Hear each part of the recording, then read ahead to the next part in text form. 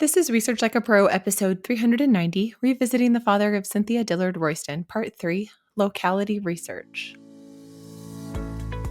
Welcome to Research Like a Pro, a genealogy podcast about taking your research to the next level, hosted by Nicole Dyer and Diana Elder, accredited genealogist professional. Diana and Nicole are the mother-daughter team at FamilyLocket.com and the authors of Research Like a Pro, a genealogist guide. With Robin Worthland, they also co-authored the companion volume, Research Like a Pro with DNA. Join Diana and Nicole as they discuss how to stay organized, make progress in their research, and solve difficult cases. Let's go! Today's episode is sponsored by newspapers.com. Hi, everyone. Welcome to Research Like a Pro. Hi, Nicole. How are you doing today? Hey, I'm doing well. I'm excited. It's coming up soon to January, and we're going to be doing our 14-day Research Like a Pro challenge. It'll be fun to start the new year off doing a mini project, working for 30 minutes a day on an objective.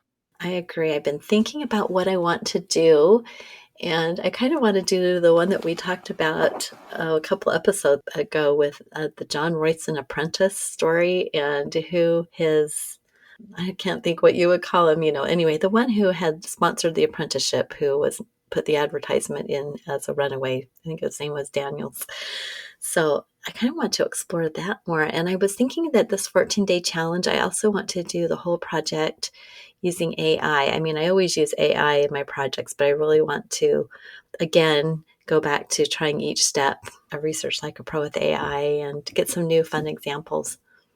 Yeah, I have no idea what I'm going to work on. I need to figure that out, but it is so fun to think about what I need to figure out in the family. And I've been working so hard on Lucinda Keaton's siblings, and I know I have a couple of her brothers that kind of get lost in Mississippi that I should work on. So maybe I'll keep working on those. But it's been fun. There were 13 children in that family, so it's been really interesting to figure out who they all were. Oh, wow. That is a lot to track. Yeah, and they all seem to do that whole westward migration, getting lost type of thing. Only one or two stayed in South Carolina.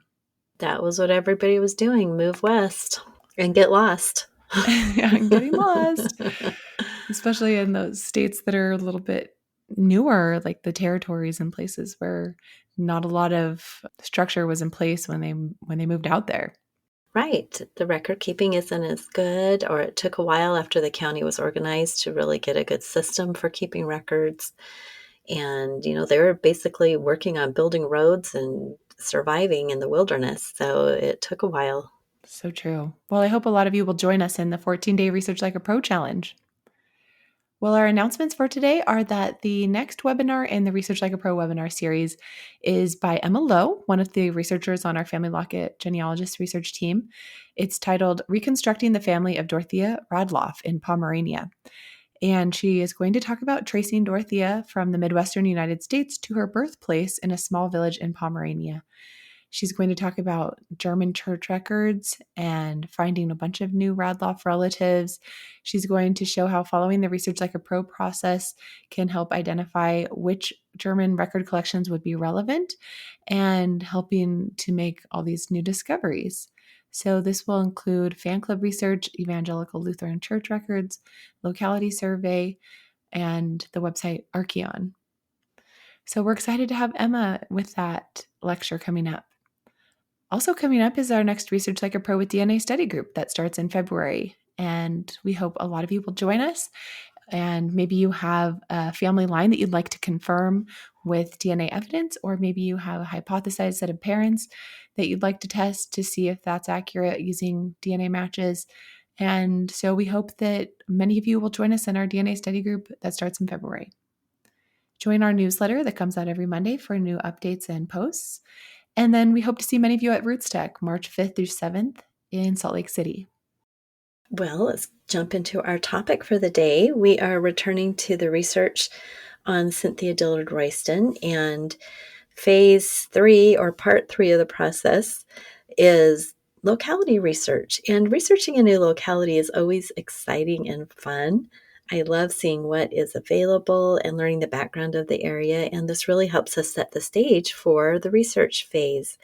The exciting thing for this project was I had a new area of Georgia to explore. And so I used AI to help me create a locality guide for Cass County, Georgia.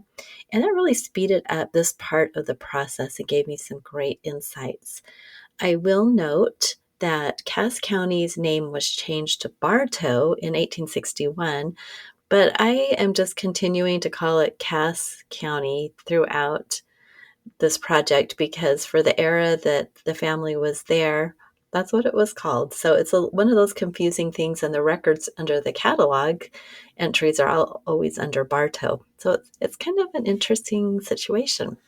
Well, I had settled on this area in Georgia because I had recently found new records for Cynthia's husband, Thomas B. Royston, in Cass County. And I was hoping that I could find some Dillards there at the same time that could be her family of origin. So my objective clearly pinpoints this location. My research objective states, discover a candidate for Cynthia Dillard Royston's father residing in Cass County, Georgia during the 1830s. Cynthia was born about 1815 in Georgia and died on August 22nd, 1882 in Collin County, Texas. Cynthia married Thomas B. Royston about 1833 or 1834, possibly in Cass County, Georgia. Okay, great. Well, let's talk about narrowing the time frame. And this is a really essential step in creating a locality guide. And it's the idea that you need to focus on specific years so that you're not looking at all of the different record collections available, like in the 1940s when your project is in the 1840s. So we suggest using a span of several years before the ancestor arrived in the area and several years after they left. And in the case of Cynthia, we knew that Cass County, Georgia wasn't formed until 1832, so we wanted a guide focused on the county's beginning to 1860, at least 20 years after Cynthia and Thomas migrated west to Alabama. So Cass County is in the northwestern corner of Georgia, and Thomas and family moved across the border to DeKalb County, Alabama by 1837. So the Roystons did not stay long in the area. However, perhaps Cynthia Dillard's family did. Now, let's have a word from our sponsor. The air is getting crisp, and for many of us, that means a little extra time to dive into our family history. As genealogists, we spend years building our family trees. But what if you could do more than just connect the dots? What if you could bring those names on your tree to life? This is where newspapers.com comes in. Imagine reading your great-grandparents' wedding announcement, finding an article about your ancestors' business, or even seeing a photo of the house where your grandma grew up. Newspapers.com is an incredible resource for anyone passionate about genealogy with more than 29,000 historical newspapers. You can search for your family's names, their hometowns, or important dates and discover the small personal details that transform a name on a page into a real person with a real story. And with the holidays approaching, a newspapers.com gift subscription is the perfect present for the family historian in your life. It's a gift of discovery, of connection, and of countless untold stories waiting to be found. Just head over to newspapers.com/gift and use promo code FamilyLocket to purchase a subscription for someone special. That's newspapers.com/gift. Your favorite genealogist will thank you. So now that we have a time frame for when we want the locality guide to be from the beginning of the county up into 1860, we can now work on creating a locality guide. And using the deep research capabilities of the large language models saved time and provided a good foundation to start the guide. And the process that Diana used is to query each model. So she'll do like ChatGPT and Gemini and Claude, and then choose the one that she likes best as her main guide, and then copy and paste sections from the other models' guides as needed. So she's kind of piecing things together from each of them. And it's interesting how similar yet different the results are with the exact same prompt. And so Diana has a Claude project titled Locality Guides that has our Research Like a Pro locality guide template in the project knowledge. And the project instructions give specifics about how she wants Claude to create the guide. She also used these instructions for the other large language models and gave it the template. So here are the instructions. You are an expert genealogist. I am creating a locality guide to be used in research. I want to learn about a specific location for my research project. Search your knowledge and identify online and offline research for my specific county. Provide details about the various sections of the locality guide template provided in the project knowledge.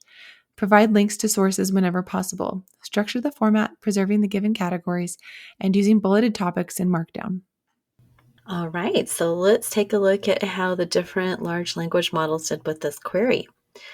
When I did this in Claude, it was model 4.5 Sonnet, and it used its reasoning model to search and think through the various sections of the guide. And the output was an artifact that opened to the site of the main chat. And when I copied that into a Google Doc, it gave me 8 pages of succinct information with links, and it had 25 unique sources. So that was pretty good.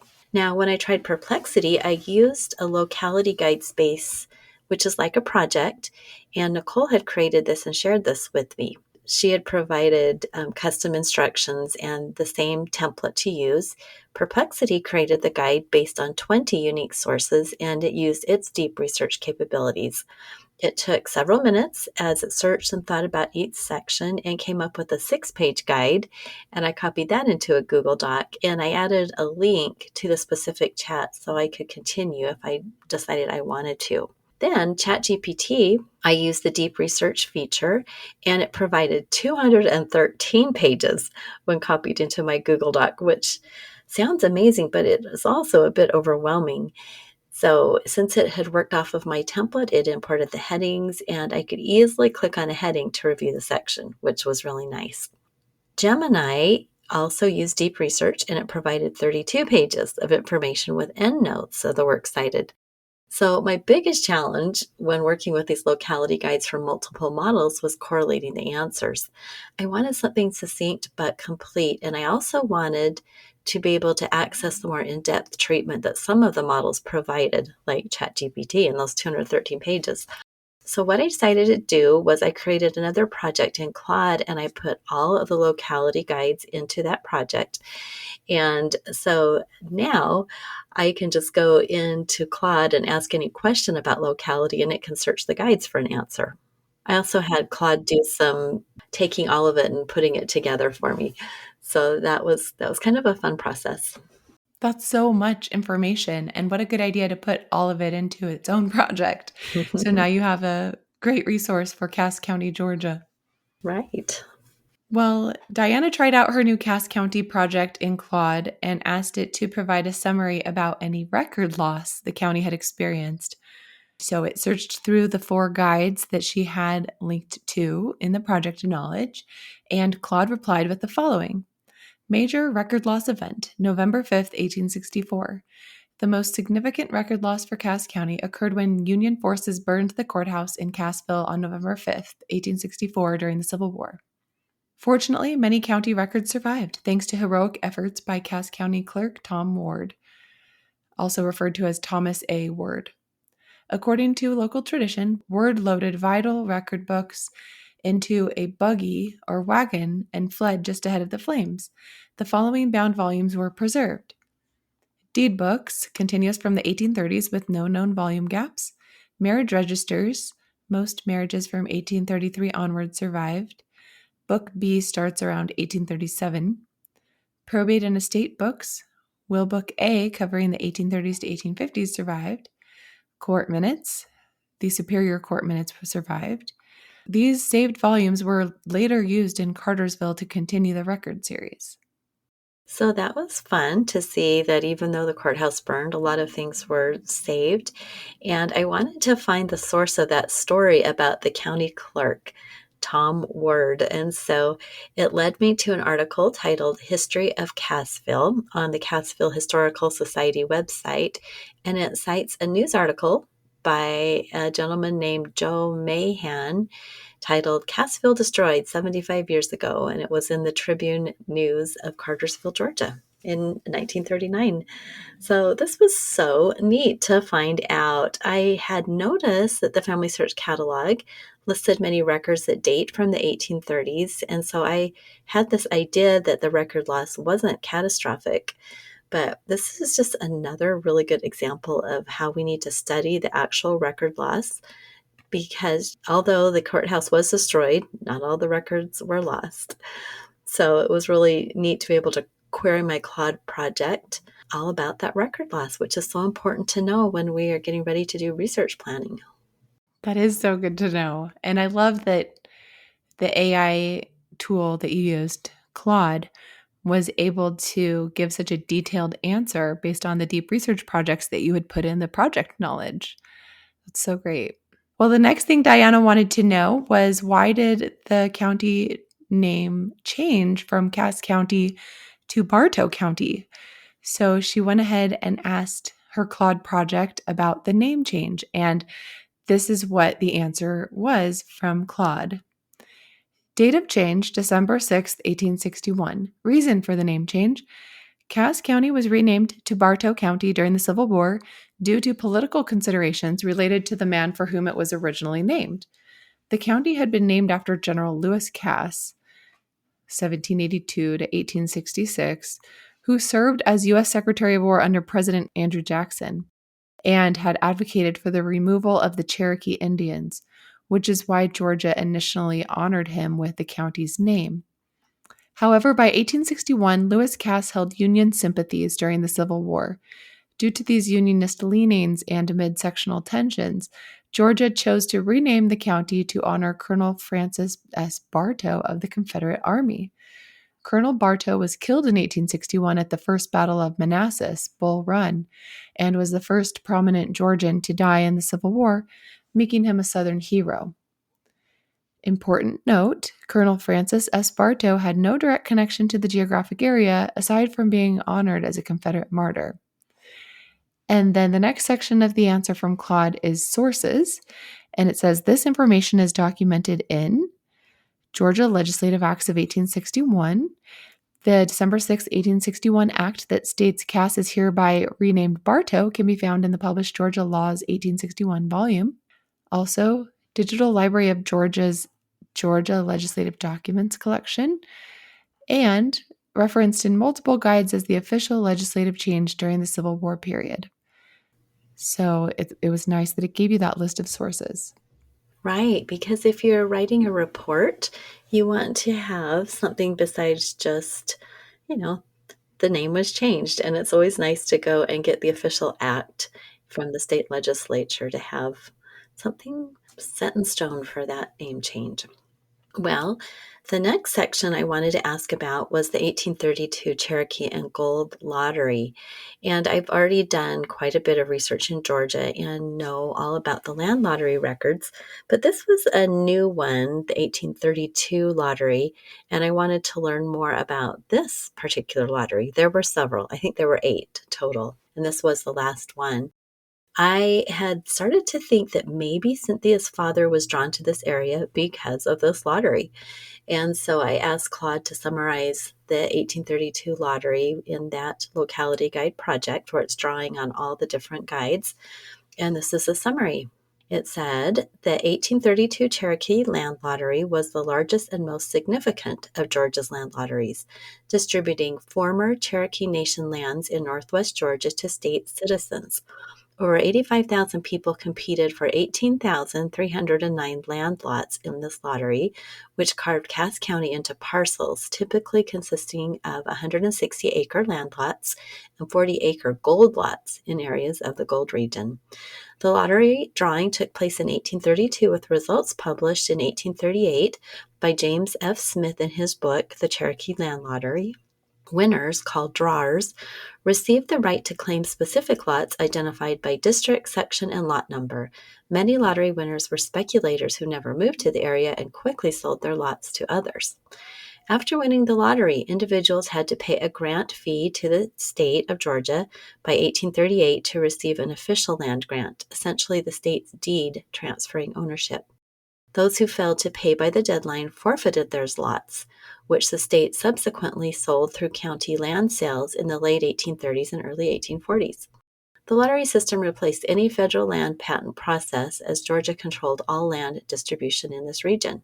This land distribution method attracted settlers primarily from Tennessee, Kentucky, the Carolinas, and Mississippi, including Revolutionary War veterans identified by RS after their names in lottery records. The lottery fundamentally shaped Cass County's settlement patterns and early population growth during the 1830s. And then it gives a timeline from 1830 to 1840 and the specific dates everything happened. So that was a pretty nice summary there, kind of explaining the process and the details. Yeah, that is a really good summary. And the sources that this was drawn from that Claude gave you are from James F. Smith's The Cherokee Land Lottery, published in 1836, and the Georgia Archives Virtual Vault Land Lottery Grant Books section, and the Georgia 1830 Cherokee Drawers and Grant Database at the Georgia Archives. And then some of these same sources are repeated again. So what it is doing is citing each of the different locality guides that you had uploaded to the project knowledge. And then from the locality guide that Claude made, it had referenced a couple different sources. And it referenced the Family Search Wiki about Cass County, Georgia, and then the Random Acts of Genealogical Kindness website, 1832 Cherokee Land Lottery Guide there. And then the Georgia Archives again, talking about land lottery research, and then the New Georgia Encyclopedia, which was referenced for district information. So that's a pretty great list of sources that it drew from online. Right. It really was good. The next section is maps, and I love the map section in my locality guides. You need to have those really good links to maps. And in this section, I decided to curate my own list. I got some of the ideas from each AI model, but I really like to make sure I have found the ones that are most helpful. So in the blog post that accompanies this podcast, I do have a little screenshot of the different maps. And so I found one titled Cherokee Land Lottery Maps from the Georgia Archives. And then, of course, the David Rumsey map collection is always so good. And there were specific maps there. The book, James F. Smith's Cherokee Land Lottery publication, has land lottery district maps. There's also a cool website called Past Maps, and it had old maps of Bartow County, Georgia. There's the Etowah Valley Historical Society Map Gallery, and then a link to Library of Congress, Civil War map, a topographical map of the Etowah property, Cass County, and Digital Library of Georgia. So those were the basic websites that I found through the guides that AI had done, as well as some of my own searching. So my actual guide in Google Docs has 16 pages compiled by me, and AI as my assistant. So I did not take all 213 pages from ChatGPT or, any of the other AI models. I basically looked through, asked my questions, and then used AI to help me compile it, but I did the actual compilation myself. What I did do that I think is really helpful is at the beginning of my guide, I linked to the complete guides that I put into Google Doc. So I can, go straight to those guides if I want more details. And I also have that Claude project with each of those guides in it. So I can do a quick query about any question. I just didn't want to have a guide of 213 pages or even 30 pages. I wanted to have it be a little bit more succinct. And so the 16 pages just gives me the details, plus gives me places to go more in depth if I need it. That's so great. And I think probably having the full guides that were generated available to you is kind of handy in case you decide you need more details. But the actual locality guide that you made yourself has the information that's most useful to you at this part of the project. So that it's concise and it's available to you, and you actually have understood all that information, you've digested it, you've decided it's something you need to learn, which is part of the exercise of creating a locality guide, like digesting the information. just getting a 200-page locality guide, yes, that completes the assignment per se, but unless you've read through that and understood it all, it's not going to help you when you're making a research plan. Absolutely. That is the value of the locality research, is learning about the locality. And so if you just have AI complete those for you and you don't really read through it and get it yourself, then what was the point, right? So true. We are Yeah. trying to learn about the locality. Yeah. And it can be interesting. I think it's interesting that you had generated so many guides of different lengths. You probably felt a little bit overwhelmed by all the information that, oh, maybe now I have to read all of this. But I like that you, instead of feeling like you had to read it, you also used AI to help you wade through it to find the info that you wanted. Yeah.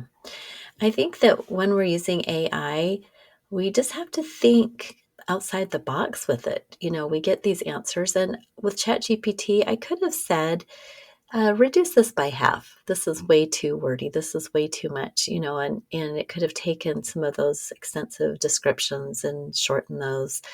So we can always ask it to do it a little bit differently, or if it's not good enough, we could ask it to do better and focus on one section better. There's just a lot of ways to work with it. So it's fun to experiment. It's fun to see how they're different. And this was great. I was really excited to learn about Cass County and go forward with my research planning. Yes. So I guess that brings us to the end of this episode because research planning will be in the next episode. So thanks everyone for listening. We hope you got some ideas for how you can do your locality research in your own projects and maybe how you can incorporate AI to help you with doing some of the research in online websites about various aspects of the place you're learning about. And I guess one final word of warning with that is that if there's not any information online on the public internet about your locality, then you're not going to have success using AI to help you find that. It could potentially make up information if there's nothing out there to be found about it. So just be aware of that, especially for small little towns that are lesser known. If you're doing a larger locality like a state or a county, then it should be better. Well, thanks everyone for listening. We hope you have a great week and we'll talk to you again next week. All right. Bye-bye. Bye. Thank you for listening. We hope that something you heard today will help you make progress in your research. If you want to learn more, purchase our books, Research Like a Pro and Research Like a Pro with DNA on Amazon.com and other booksellers. You can also register for our online courses or study groups of the same names. Learn more at familylocket.com/services. To share your progress and ask questions, join our private Facebook group by sending us your book receipt or joining our courses. To get updates in your email inbox each Monday, subscribe to our newsletter at familylocket.com/newsletter. Please subscribe, rate, and review our podcast. We read each review and are so thankful for them. We hope you'll start now to research like a pro.